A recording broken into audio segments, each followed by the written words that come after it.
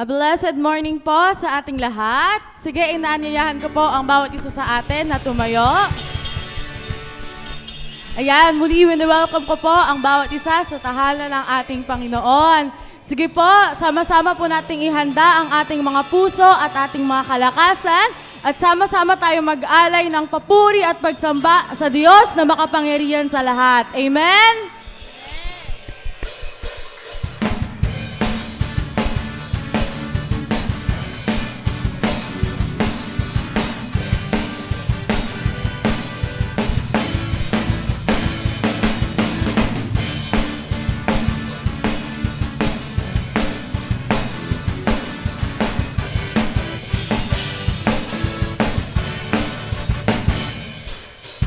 Diyos na makapangyarihan, Haring kataas-taasan, sa aking puso ay nananahan. Pagpapalamot pagsama ay laging nararanasan, kailan may hindi mag-isa. Diyos na makapangyarihan! Pangyarihan, Haring kataas-taasan, sa aking puso ay nananahan. Pagpapalamot pagsama ay laging nararanasan, kailan ay hindi mag-isa. Pangako mo sa akin, hindi ako iiwan. Sa bawat sandali ay laging sasamahan. Banal na Espiritu, hatid ay kalakasan, upang lahat ng bagay ay mapagtagumpayan. Diyos na makapangyarihan, Haring kataas-taasan, sa aking puso ay nananahan. Pagpapalamot pagsama ay laging nararanasan, kailan may hindi mag-isa. Diyos na makapangyarihan, Haring kataas-taasan, sa aking puso ay nananahan. Pagpapalamot pagsama ay laging nararanasan, kailan may hindi mag-isa. Pangako mo sa akin, hindi ako iiwan. Sa bawat sandali ay laging sasamahan. Banal na Espiritu, hatid ay kalakasan, upang lahat ng bagay ay mapagtagumpayan. Diyos na makapangyarihan, Haring kataas-taasan, sa aking puso ay nananahan.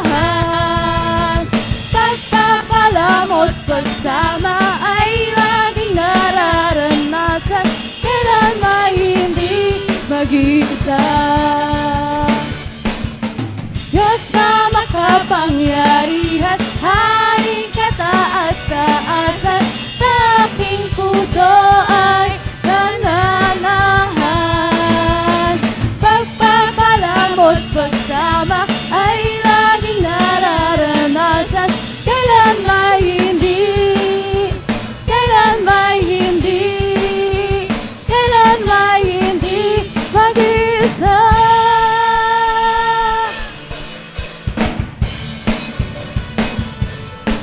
sa'yo, Diyos, na wala kang katulad, walang hihigit sa'yo.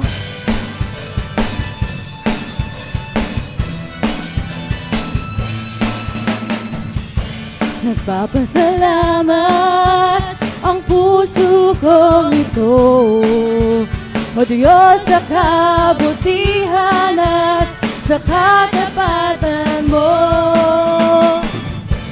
Di karapat-dapat ang isang katulad ko, ngunit ako'y nilinis at binago, kaya't aawit sa'yo.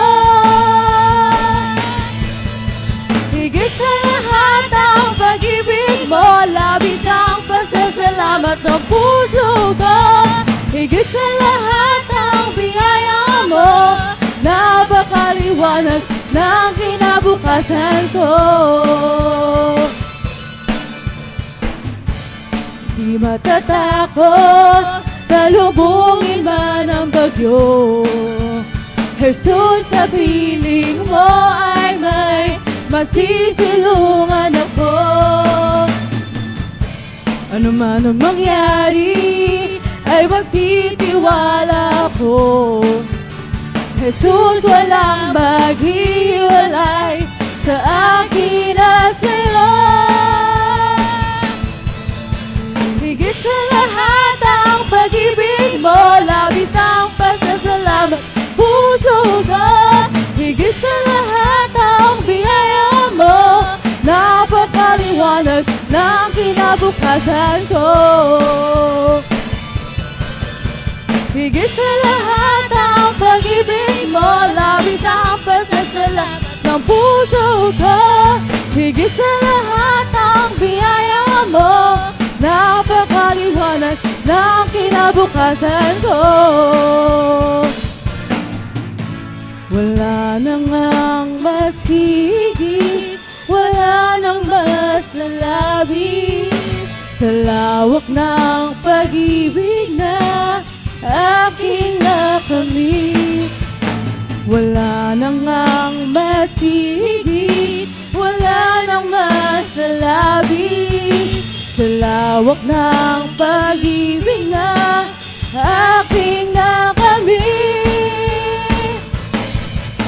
Higit sa lahat ang pag-ibig mo, labis ang pasasalamat ng puso ko. Higit sa lahat ang biyaya mo, napakaliwanag ng kinabukasan ko.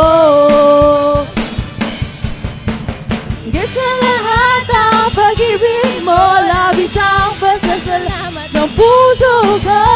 Higit sa lahat ang biyaya mo, napakaliwanag, napakaliwanag, napakaliwanag, napakaliwanag, napakaliwanag ng kinabukasan ko.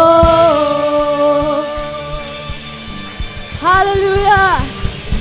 Oh, wala kang katulad, oh Diyos. Hallelujah! Hallelujah! Tunay ngang walang makahigit sa iyo, Panginoon. At patuloy na magpapasalamat ang aming mga puso sa inyo. Hallelujah. At patuloy kaming lalapit at magsusumamo na maranasan ang iyong presensya, ang iyong kapangyarihan sa aming mga buhay. Hallelujah.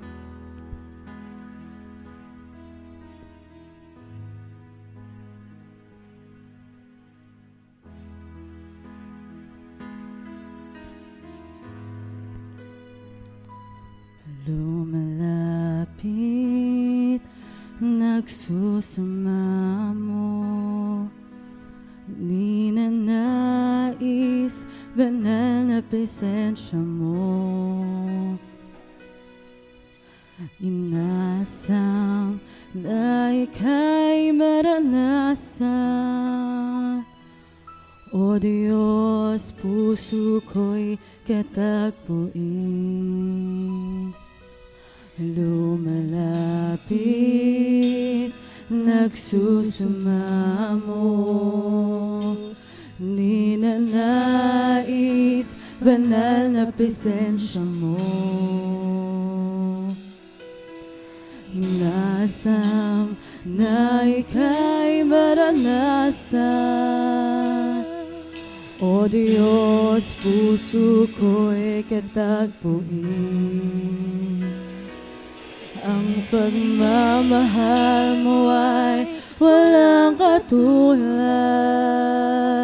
Sa buhay ko ay kailan may di nagkulang. Ako'y namamangha sa'yong kadakilaan. Itatanghal kita, O Diyos, ikaw lamang.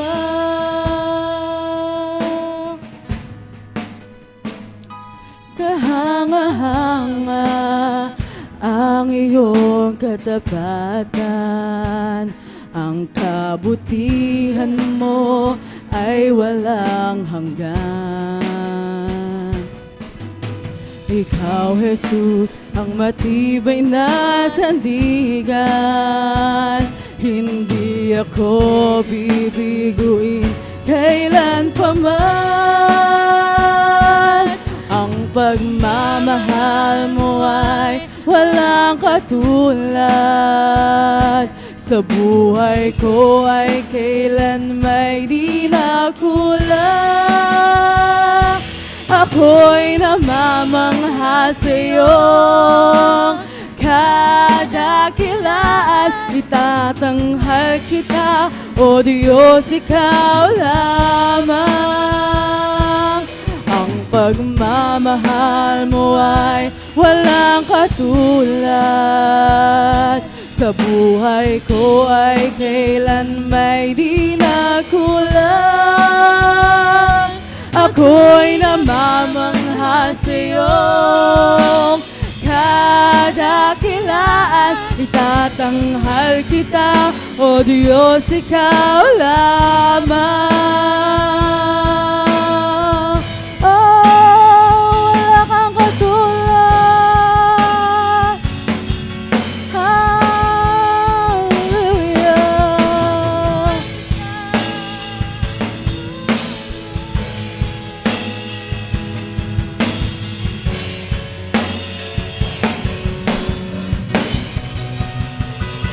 Pangako mong tunay sa buhay ko ay siyang gabay, aking lakas at kalungan. Simula't katapusan, ikaw ang daan at ang tangi kong kaligtasan. Walang ibang itataas, Jesus, ikaw lamang. Pangako mong tunay sa buhay ko ay siyang gabay, aking lakas at kanlungan. Simula't katapusan, ikaw ang daan at ang tangi kong kaligtasan. Walang ibang itataas, Jesus. Ang pagmamahal mo ay walang katulad. Sa buhay ko ay kailan may di nagkulang. Ako'y namamangha sa'yong kadakilaan. Itatanghal kita, O Diyos, ikaw lamang. Ang pagmamahal mo ay walang katulad. Sa buhay ko ay kailan may di nakulang. Ako'y namamangha sa'yong kadakilaan. Itatanghal kita, O Diyos, ikaw lamang. Itatanghal kita, O Diyos, ikaw lamang. Itatanghal kita, O Diyos, ikaw lamang.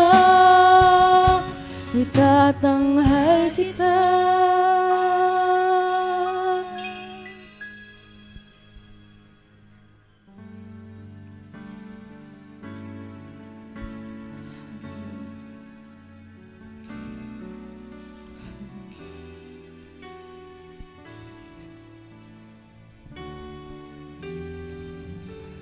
itataas,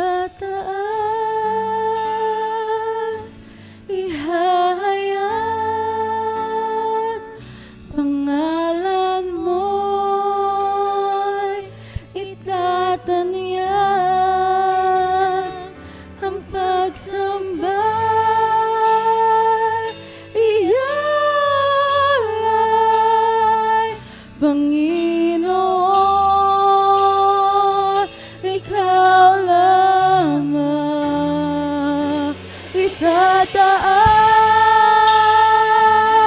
ihahayag, pangalan mo'y itatanyag, ang pagsamba iyalay, Panginoon, ikaw lamang, itataas, ihahayag, pangalan mo'y itatanyag, ang pagsamba iyalay, Panginoon, ikaw lamang.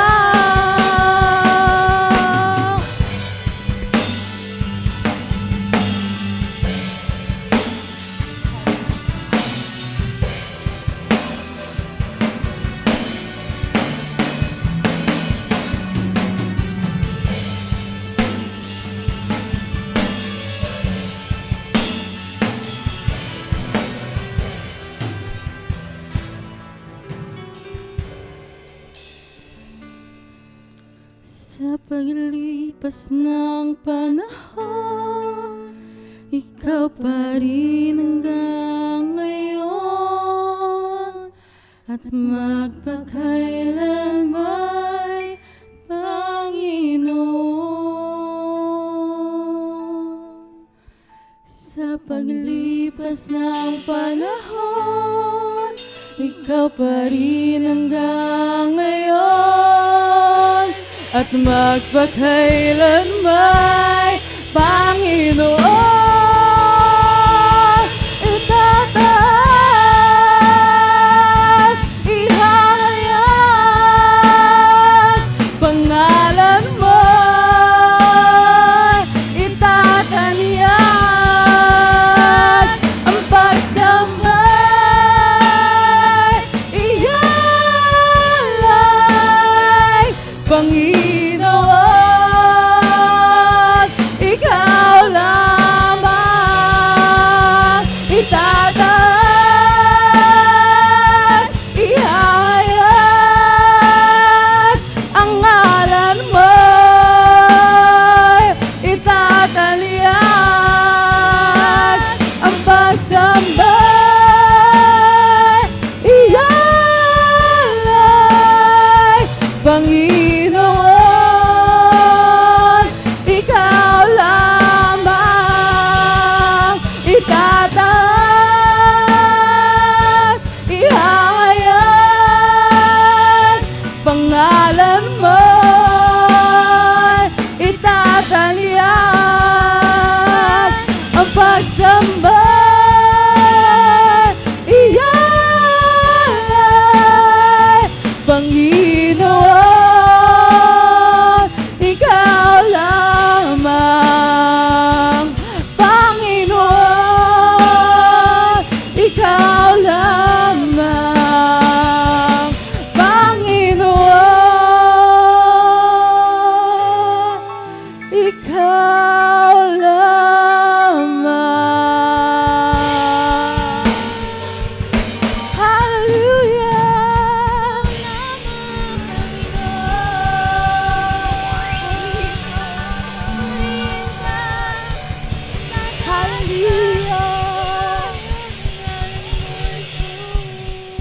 Hallelujah, hallelujah, hallelujah.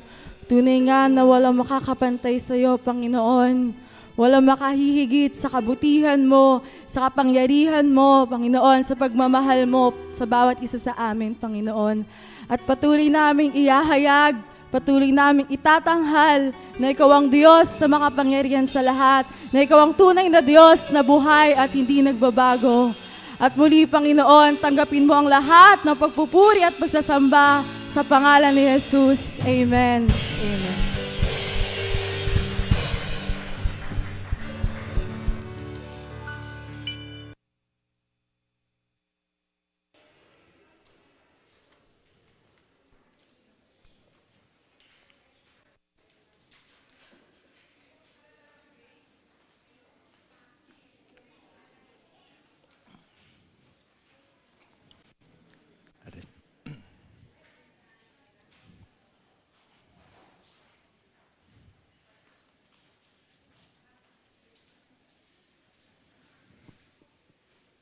Magandang umaga po sa inyong lahat. Hello, kumusta na po ang aking mga kapatid? At dapat tayong magpasalamat dahil simula Biyernes ba, no? Sabado, then ngayon po, ikatlong araw na nakikita po natin ang araw. Amen? So magandang umaga rin po sa lahat ng mga nakikinig o nanonood ng live streaming na ito. Kumusta rin po kayo dyan? Ako'y nananampalataya na kayo ay nasa pag-iingat at pagpapala ng ating Panginoon. Amen? Palakpakan natin ang ating Panginoon. Yan. Halos walang tigil po ang sama ng panahon. Itong manakang araw. Sabi nga, ito lang Friday, di po ba? Nakita natin na muling sumikat ang araw. So halos walang tigil yung pabugso-bugsong pag-ulan. On and off po ang pag-ulan, di po ba? Na naging dahilan kung bakit binaha na naman ang Metro Manila. Ganon din po ang mga karatig probinsya at ang malalayong lugar dito po sa Luzon. So wag na po tayong lumayo. Pag-usapan na lang natin ang Antipolo. Sa Antipolo po, nasa mataas na lugar. But it doesn't mean na if you are on higher ground, hindi ka dadanas ng baha. At yan po ay pinatunayan ni Bagyong Enteng. Sa Antipolo po ay binaha na nagdulot ng distraction po sa properties ng mga tao and at the same time, buhay. Out of the 16 casualties po ng Bagyong Enteng, 7 po ang galing sa Antipolo. So gano'n lang po, naapektuhan ng Bagyong Enteng si Antipolo. So ang mga pangyayaring ito, kalamidad, ay maihahalin tulad po natin sa mga kalamidad din na nangyayari sa bansang Israel noong Old Testament times. Yun nga lang po, walang bagyo po sa Israel. So wala rin pong baha. Pero may mga kalamidad din sila na nagdudulot po ng perwisyo sa buhay ng mga tao.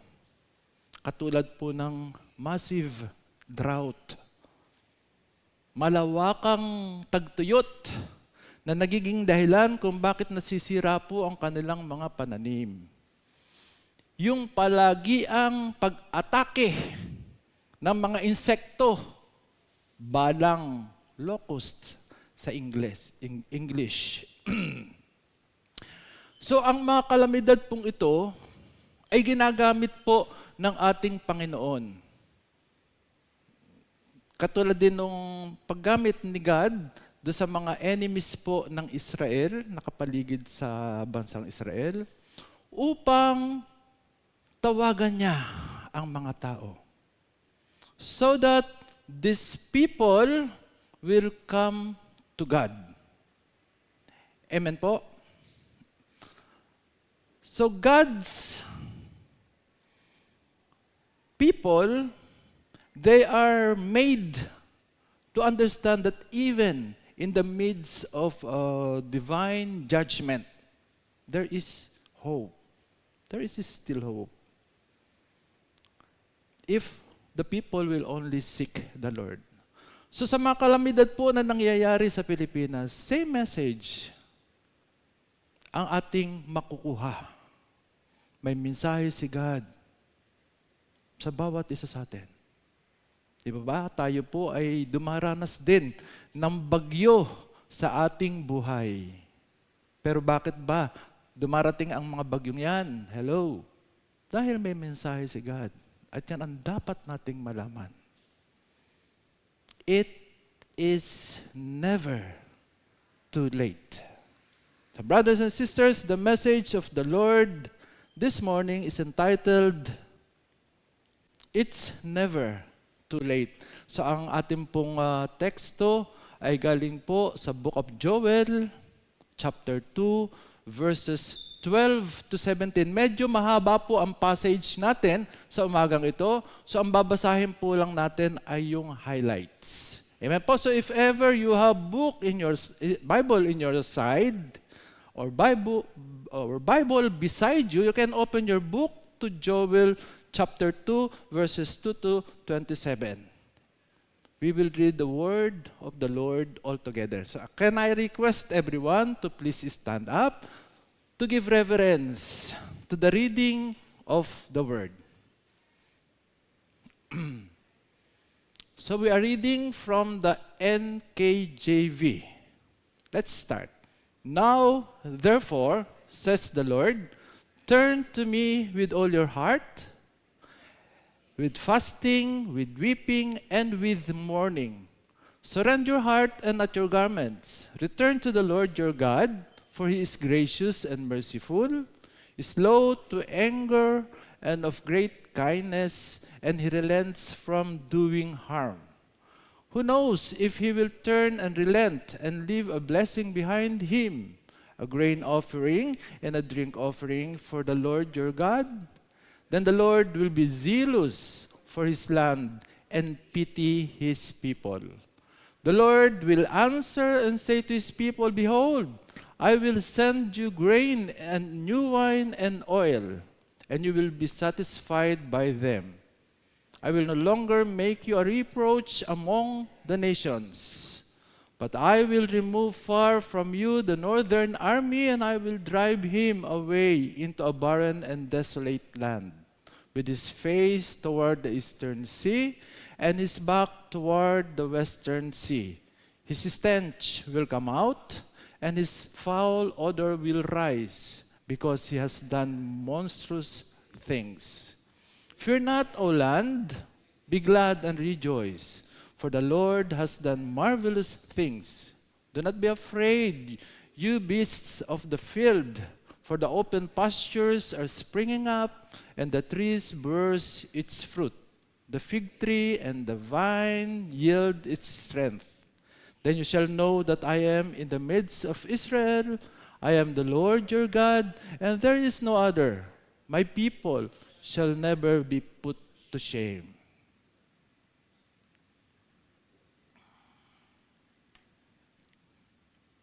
Samahan niyo po ako sa isang maikling panalangin. Yes, O God, hallelujah. Thank you, Lord, for the reading of your word. And thank you again for reminding us that you are our true God, our faithful God, that even in the midst of your judgment, Lord, there is still hope. Hindi po yan mawawala. It's never too late.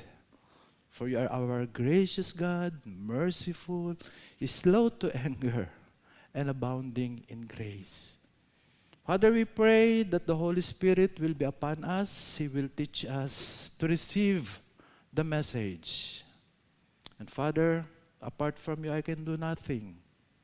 So it's my prayer, my God, that you will be upon me. Bless my lips so that I can declare your word powerfully. And lastly, God, it's our prayer that you will bless the preaching of your word. Thank you once again. In Jesus' name, amen and amen. Magsiupo po tayo.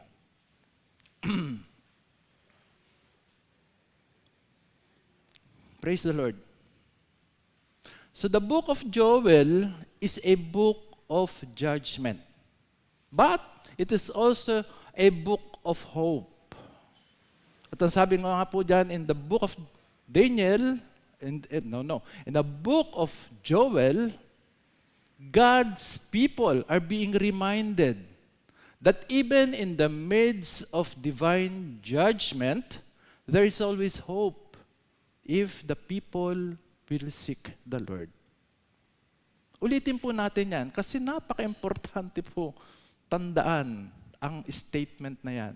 So God's people are reminded that even in the midst of divine judgment, there is always hope if they will seek the Lord. Hindi pa po huli ang lahat. Sapagkat tayo ay mayroong Diyos na maawain, Diyos na handang magpatawad. Sa kahit anumang pong kasalanan, meron po tayo. So ano nga po ba ang problema? Ano po ba ang problema ng bansang Israel?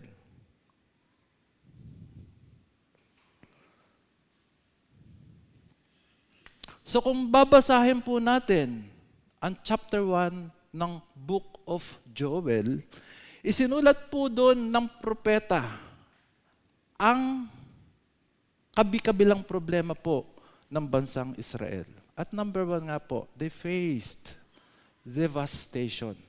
Ito po ay mababasa natin sa chapter 1, verse 4. Ano po ba yung devastation na yan? Nabanggit ko po kanina na from time to time, ang Israel po ay inaatake ng mga insekto. Balang. At alam po naman natin na kapag yung locust na yan, in-invade niya yung cropland po natin, yung tinatawag nating vineyard, yung tinatawag po nating taniman ng pagkain. Wala pong natitira. At kapag walang natira na pagkain, hello, walang supply ng pagkain ang mga tao, so resulta, tag-gutom. Same thing po sa buhay natin. Hello. Diba? Paminsan-minsan tayo po ay inaatake rin. Hindi ng locust ng kaaway. Bakit po tayo inaatake ng kaaway? Sapagkat tayo po ay nagkukulang. At kapag tayo po ay inatake ng kaaway, good if we realize that it is an attack of the enemy. And it's bad if the attack is subtle that you don't even know, inaatake na pala ako ng kaaway. At malalaman na lang po natin, tayo ay nahulog na sa bangin.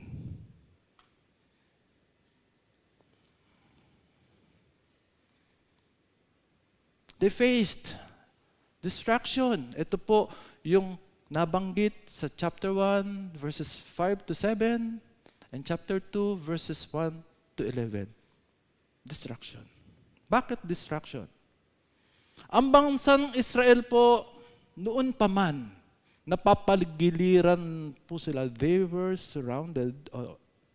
Israel was surrounded. O sabihin natin is, kasi hanggang ngayon pa naman is surrounded by enemies. Wala po yatang boundary ang Israel na hindi siya napapaligiran ng kaaway, maliban po doon sa karagatan.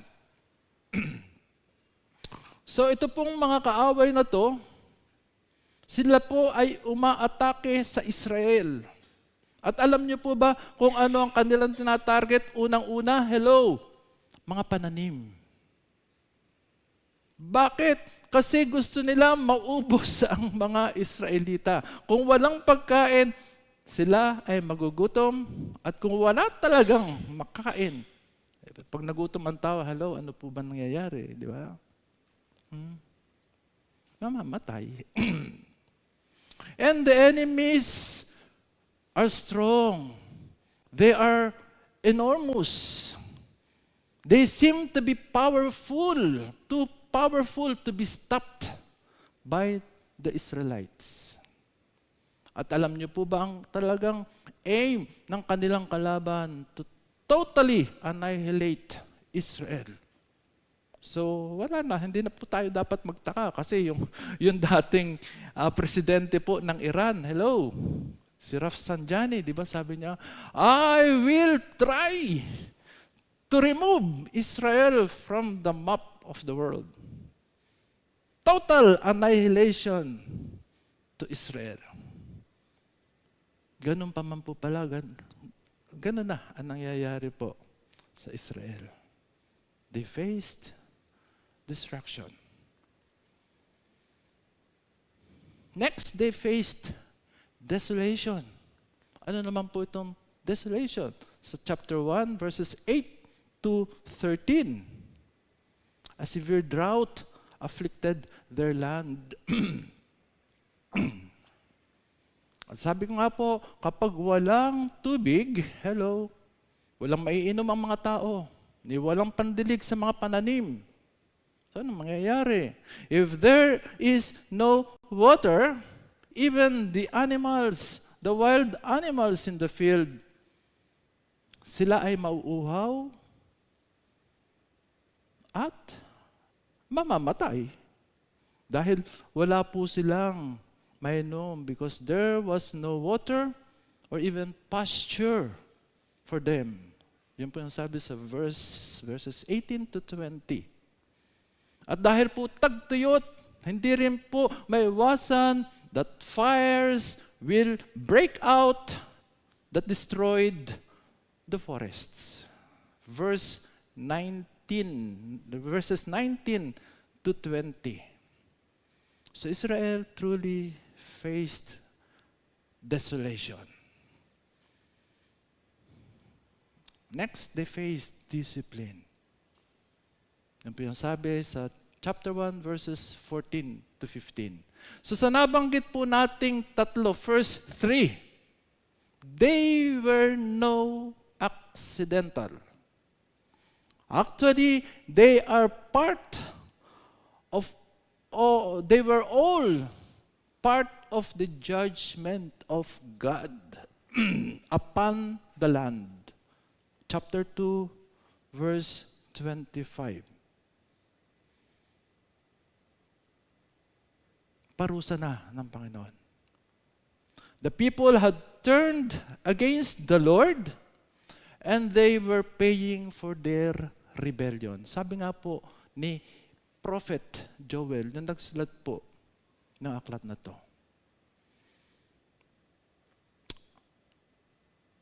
Joel called their troubles the day of the Lord. Quote, unquote. The day of the Lord. Chapter 1, verse 15, chapter 2, verse 1, 11, 31, and chapter 3, verse 14. Bakit sinabing day of the Lord? Because every tragedy that gripped the nation Israel was the work of God. He was judging His people for their sins. Mga kapatid, kapag tayo ay nagkakasala, we are prone to God's judgment. Kaya hindi na po tayo dapat magtaka kung bakit may time na tayo po ay dumaranas sa problema ng buhay. Dumaranas ng bagyo, ng pagbaha. Dumaranas ng tagtuyot, taggutom. Why? Because we are vulnerable to the attack of the enemy. Why? Wala tayong protection eh. Dahil sa kasalanan. Mga kapatid, same thing with Israel. Pero wag po kayong mabahala. Dahil may mensahe si God sa mga pangyayari sa ating pong buhay. We would rather play than pray. Kasi nga, nasa kasalanan po tayo, di po ba? So instead of praying, anong ginagawa natin? Nagpe-play na lang po tayo. We have enough time, browsing the internet. But we don't have time to pray to God. Lahat na ng oras natin ay kinuha ng kaaway. upang tayo ay walang panahon sa ating Panginoon. Pero, hindi po natin nare-realize yan. Kaya nga sabi ko ang atake po ng kaaway, very subtle. Good kung ito'y ating nare-realize. Pero kung hindi, it's very bad. Ang tanong ko, ang isa po bang maghapon ay nakakaraan sa buhay natin na hindi man lang po tayo nanalangin? Hello? We would rather play than pray. So we would rather have our ears tickled than our hearts searched by the word. Ano po yung ibig sabihin nung our ears tickled? So sabi po sa 2 Timothy chapter 4 verse 3, people will turn away their ears from the truth than their hearts to be filled by the word of God. Minsan, hindi po natin nare-realize yan, ha? Hello? Dahil sa maraming mga lumalabas na mga fake news ngayon, minsan nadadala tayo, ay, totoo nga ba yun? Ay, ganun pala yun. Bakit nangyayari? Because we are in sin. Kaya mas maganda makinig ng mga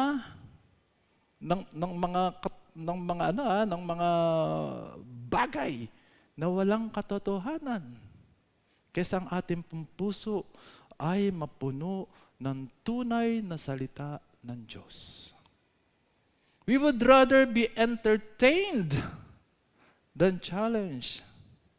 Kaya nga po, ang dami mga lumalabas na ngayon, di ba? Form of entertainment. Kasi napakadali pong kunin ng mga tao sa pamamagitan ng entertainment. Mayroon nga diyang isabong. Hindi ka na, you don't need to go to the sabungan, cockpits. With your gadget, hello. Pwede ka nang magsabong. With your gadget, you can see a movie. With your gadget, if you don't want to laugh, you will laugh. Napakarami na pong mga bagay ngayon ginagamit ng kaaway para tayo po ay ilayo sa katotohanan. We would rather stay like we are than become more like Him. Di ba? Ang purpose po ng isang Kristiyano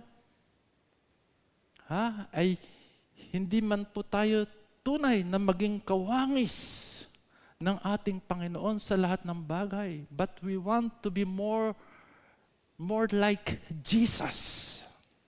Pero anong nangyayari po? We would rather stay like we are. Yung ating pong buhay sa ngayon. Than to strive hard to become more like our Lord Jesus Christ. We are under the judgment of God. That is why we are experiencing spiritual drought. No wonder ng ating pong mga kabataan ngayon, hello, they have little desire for the Lord. And no wonder that we have become cold. We have become lifeless. We have become impotent.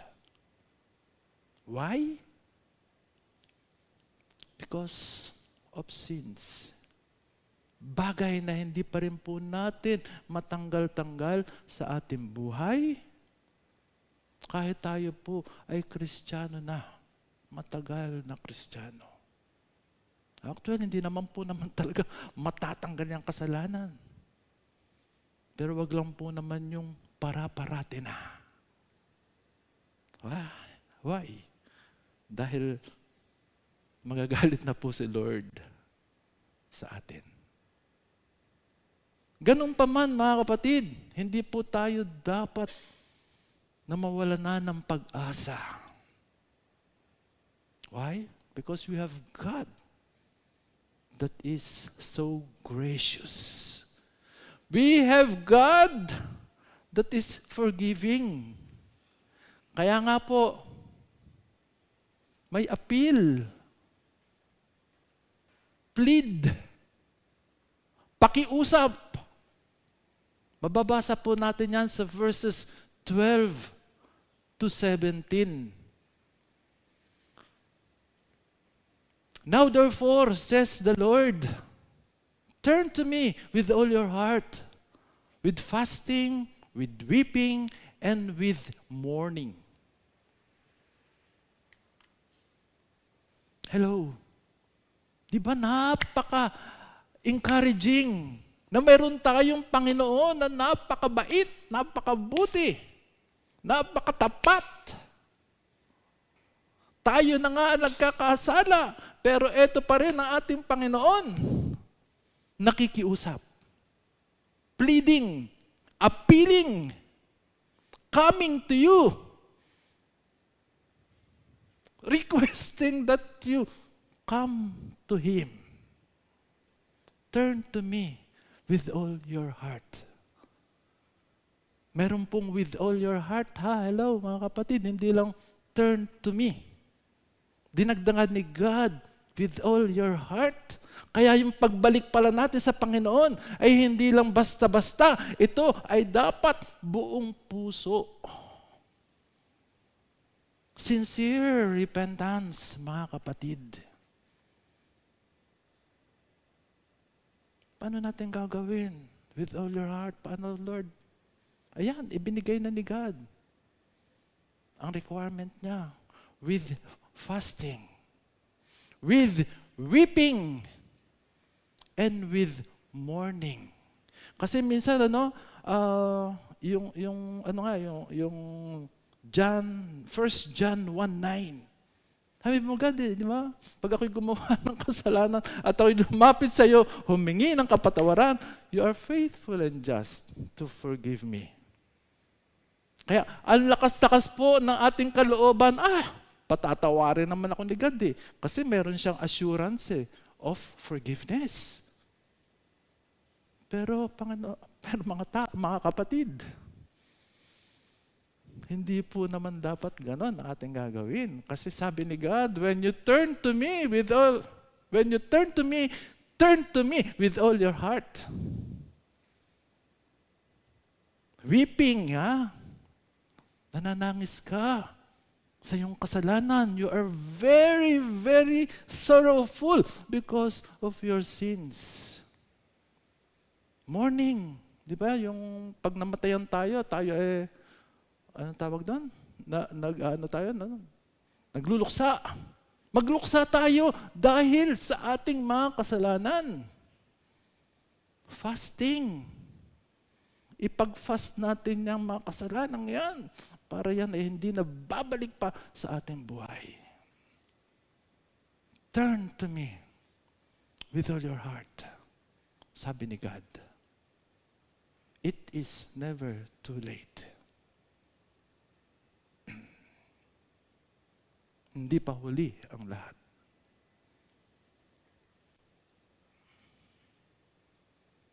With fasting, with weeping, and with mourning.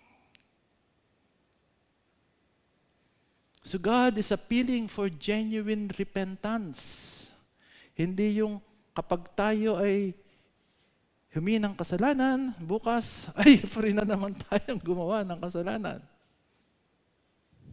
God is looking for genuine repentance. Hindi man totally perfect na repentance. Pero yung ginagawa po natin ang lahat para makaiwas sa kasalanan yan.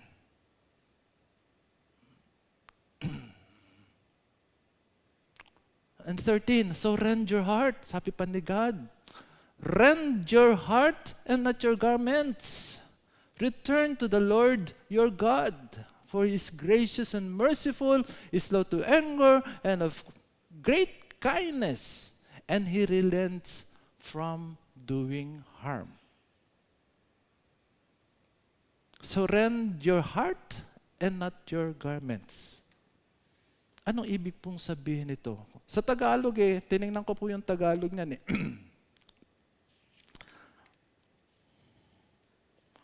Sa Tagalog po, wag daw punitin yung inyong damit. Punitin daw ninyo ang inyong puso. Meaning, ang ating pong Panginoon ay hindi po tumitingin dun sa mga pagbabagong nagaganap external. Kundi ang kanyang tinitingnan, ang kanyang dinidesire ay yung pagbabago within us, internal. So kapag sinabi pong pagbabago, internal change, ano pong ibig sabihin niyan? Yung puso po natin dapat mabago. Kaya nga, rend your heart. Punitin mo yung puso mo at hindi yung pananamit mo lang. Kasi karaniwan pong nangyayari, di ba? Naghihilamos lang po tayo.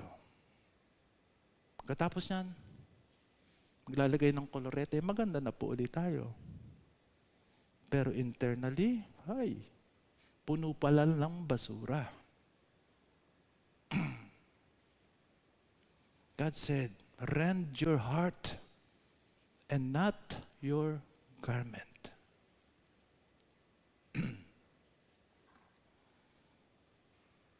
Return to the Lord your God. Ito po ang maganda because our God, sabi ko nga po kanina, tapat siya. He is gracious and merciful, is slow to anger, and of great kindness, and He relents from doing harm. Hello, is it encouraging? Pwede pong palakpakan natin ang ating Panginoon? Dapat matuwa po tayo, dapat magalak po tayo na tayo ay mga may Panginoon. Panginoon na kay buti. Kahit tayo ay nagkakasala, tinatawagan niya tayo. Anak, bumalik ka sa akin. Anak, magbago ka naman, please. Because our God nga gracious and merciful. Pero minsan po, di ba? Dahil nga po tayo ay engrossed sa kasalanan, hindi po natin nare-realize yung pagtawag ni God. Hindi po natin binibigyan ng importansya yung ating Diyos na nasa tabi lang po natin, naghihintay na tayo'y tumawag sa Kanya. At kung yan po ay gagawin natin, ba? Kanina, there is problem. Then, nagkaroon po ng appeal. So kung tayo po ay may problema, tayo ay tinawag ng Panginoon at depende sa atin. Tayo ba ay makikinig sa pagtawag ng Panginoon? O babaliwalain lang natin ang kanyang pagtawag? If ever we will seek the Lord, anong mangyayari? There is promise. A promise of restoration. Verses 18 to 22. Kapag ang Panginoon ay may ipinag-utos, at kapag ang kanyang mga anak ay tumalima sa utos na yon, di ba? Lagi pong may reward.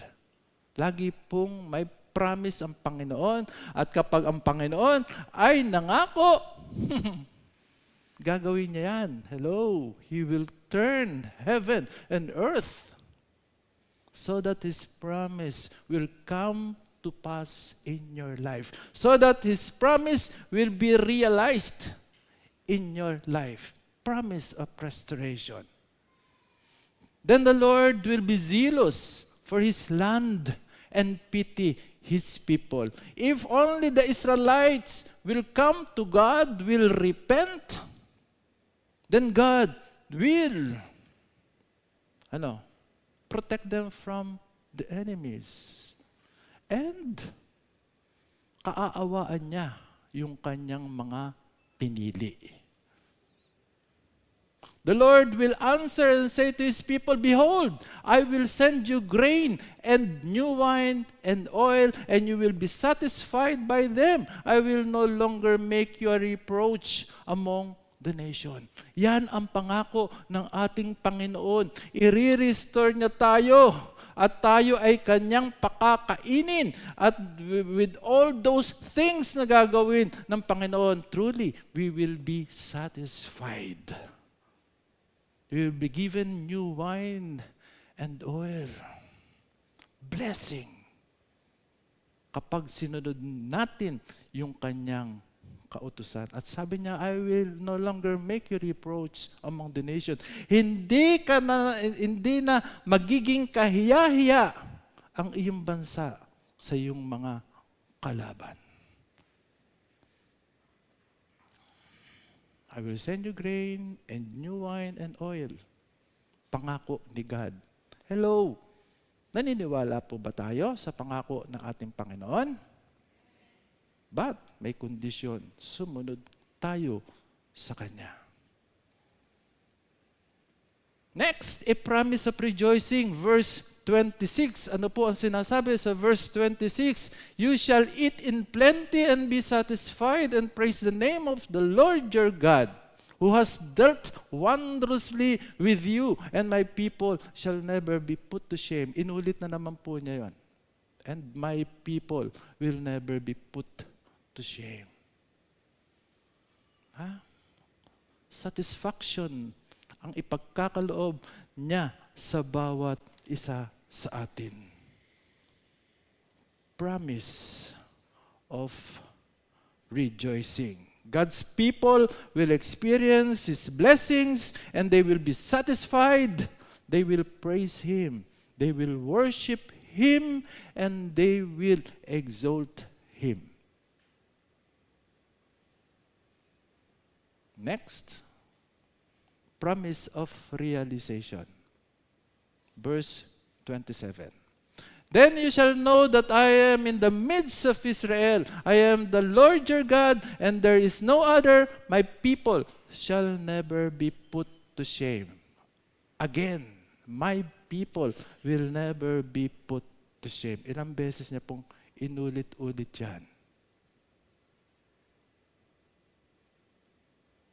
So, kung tayo po ay muling lalapit sa ating Panginoon, handa po niya tayong patawarin. At sa kanyang kapatawaran na yan, hello, i-restore niya po tayo. Di ba? And when we are restored, we will have that time of rejoicing. At ang importante po, etong last, time of realization. Ano ba ang marirealize natin? That we have a God who is merciful, that we have a God who is faithful, that we have a God who is ready to once again welcome us kung tayo po ay muling lalapit sa ating Panginoon. So when the restoration comes, they will know that God is in the midst of them. And He alone is the source of their strength, their power, and their blessing. And they will set their hearts to follow Him, and they will never draw back into sin.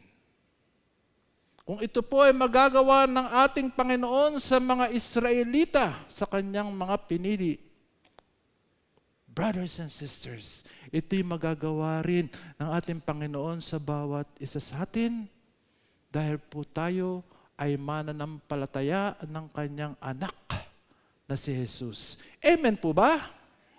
Amen. So to close this, meron lang po akong a little testimony po about what happened to me nung mga huling panahon ko po sa Abu Dhabi. So nagkaroon po ako ng problema dun sa second to the last company ko po. Anong problema? Almost 1 year po kaming hindi pinasweldo. So, ano ang pwedeng gawin kapag hindi ka pinasweldo? Hello, magtitiis ka na lang ba forever? Nag-stop na po kami magtrabaho. And with the leadership po ng aming general manager doon, idinimanda po namin yung aming kumpanya. Lahat po, siguro, from the top to the lowest na nagtatrabaho po doon sa kumpanya. So, leadership, management, yung pong mga staff, at even yung mga workers po to the lowest level. Dinimanda po namin yan. So we waited for around 6 months para ma-resolve po yung kaso. Alam niyo po ba nangyari? Hello? Na-resolve po yung kaso. At kami po ay nabayaran even up to the last fill. Yung fill po doon ay yung sintabo po natin dito. Meaning, walang kakulangan doon sa ibinayad po namin. Yung ibinayad po ng kumpanya sa amin. Alam niyo po ba, within that 6 months, na kami ay naghihintay ng pagpapala ni God, sabi ko nga nun prayer ko kay God, Lord, huwag mo po akong iaalaw na uuwi sa Pilipinas ng luhaan. Ano na lang po ang sasabihin ng members ng Abu Dhabi Church? Kung yung ang pastor namin, pinabayaan ni God Kami pa kaya ang hindi pabayaan ni God? Lord, wag na wag.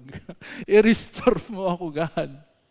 Put me on the original place. At yun nga po ang nangyari. At alam niyo po ba, nung ito ay malaman ng Abu Dhabi Church, that time na ako po ay nag-testify about the goodness of God. Hello! Almost lahat sa kanila ay naluha.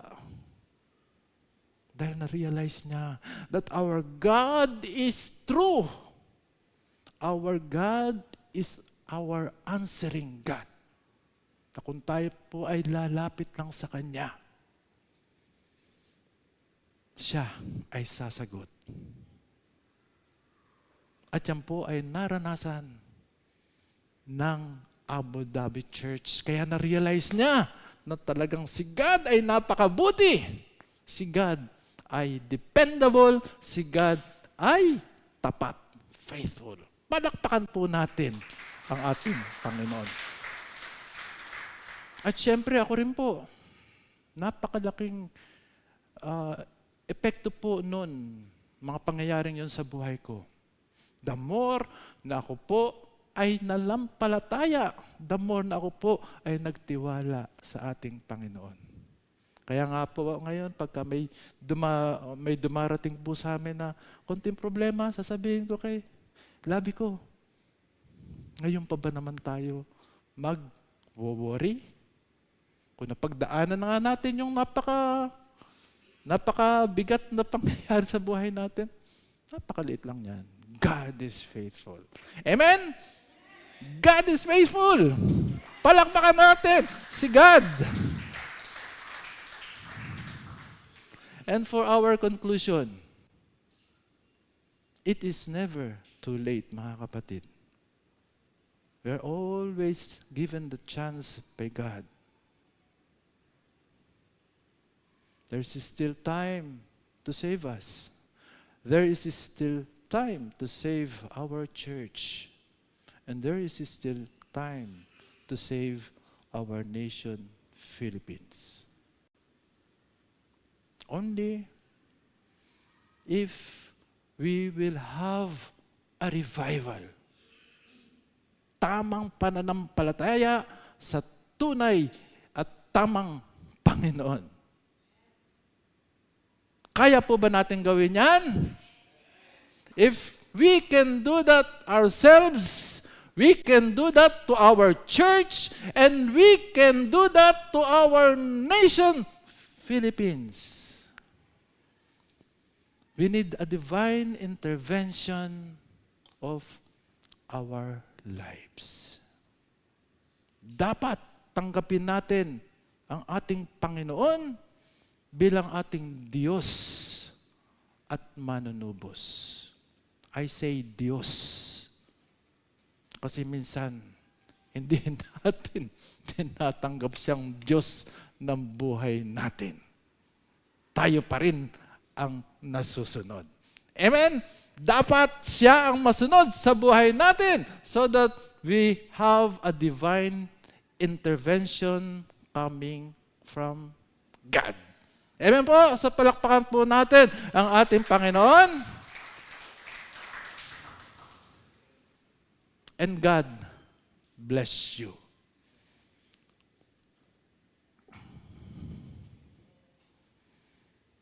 Dumako po tayo sa breaking of the bread. The breaking of the bread is also commonly called as the communion, Holy Communion, and the Last Supper. So bakit po ba natin ginagawa ang Holy Communion, breaking of the bread, or the Last Supper? So we do the Holy Communion in obedience to the work, in obedience to our Lord Jesus Christ. Kasi sabi niya do this in remembrance of me. So there are two elements po in the breaking of the bread. One po is the bread.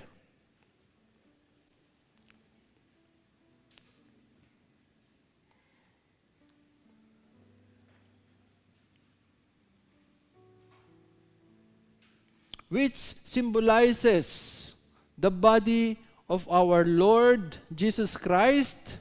And the second one is the fruit of the vine. Ito po naman yung simbolo ng dugo ng ating Panginoong Hesukristo.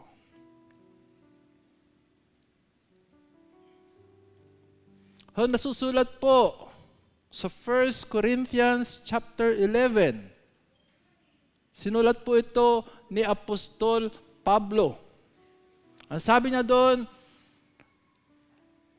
on the night our Lord was betrayed, He took the bread, He broke it and said,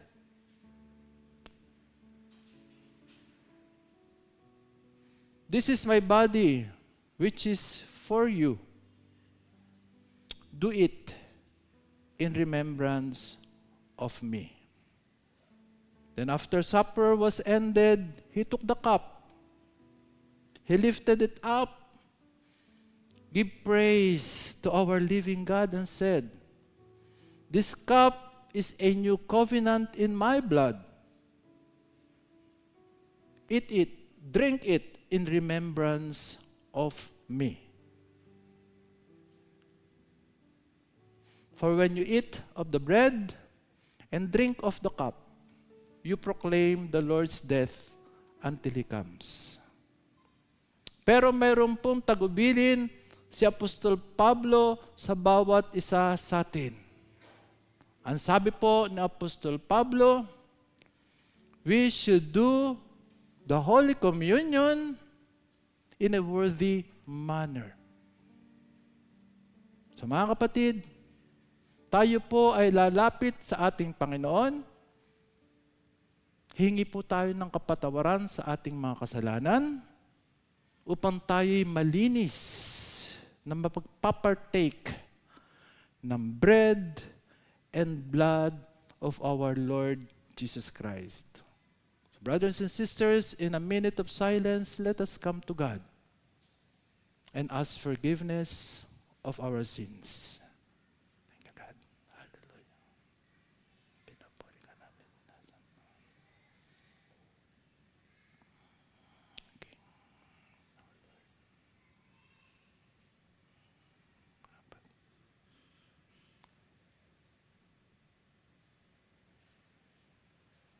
Thank you, Lord.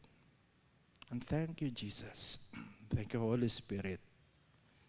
Father, we claim your provision of forgiveness. 1 John 1:9, sabi mo doon, Panginoon, that you are faithful and just to forgive us and to cleanse us from all our sins. And right now, God, with the faith in your Son Jesus, we claim that you have already cleansed us from all our unrighteousness. And now we can come into your presence, holy and acceptable and pleasing unto thine sight. And thank you, for you will remember our sins no more. Mga kapatid, itaas po natin ang bread. Father, we thank you for this piece of bread. We pray that you bless this, you cleanse this, and make this worthy, Father, to be a symbol of your Son, of the body of your Son, Jesus, the body that was pierced for our transgression and crushed for our iniquities. And Father, as we partake of this bread, let us remember your word. It is never too late. Hindi pa tapos ang lahat. Kung kami lang ay lalapit sa iyo, hihingi ng kapatawaran, tunay na magkakaroon ng genuine repentance, and you will bless us once more. Let us partake.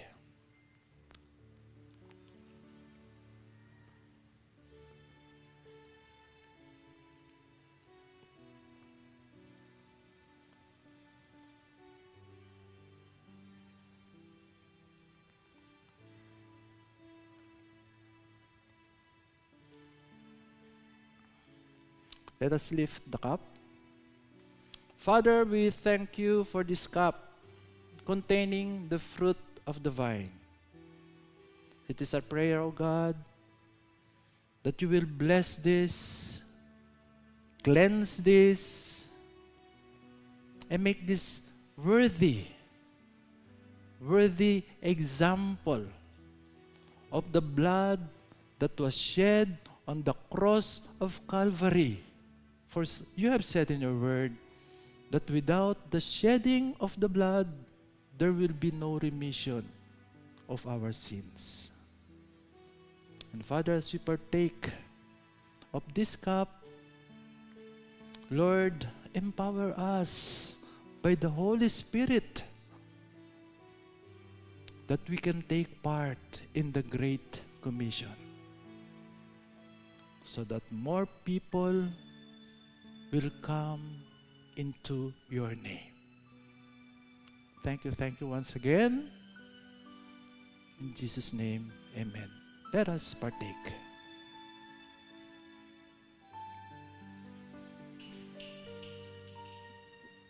Palakpakan po natin ang ating Panginoon. Marami pong salamat.